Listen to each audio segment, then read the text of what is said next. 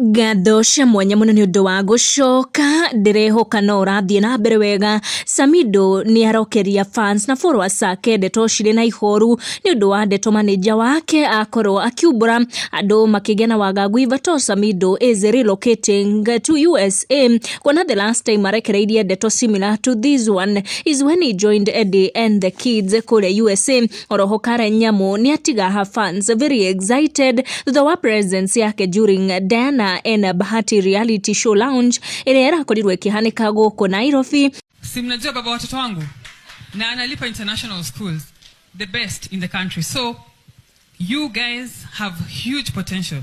Manager wa Samido akorwo akirekereria ndumereri eno akiuga ati Samido ni agukorwo agithie break mweri uyu wa June. Samido this whole month will not be doing any performances, though Samido's manager danagikorwo agitariria about that break. Fans makigeria gu speculate about break yo na makorwo makiuga ati Samido will be traveling kule USA on a trip to US gukorwo akiona his family, kuona it's the summer break na ciana kule US na ikihigite shukuru.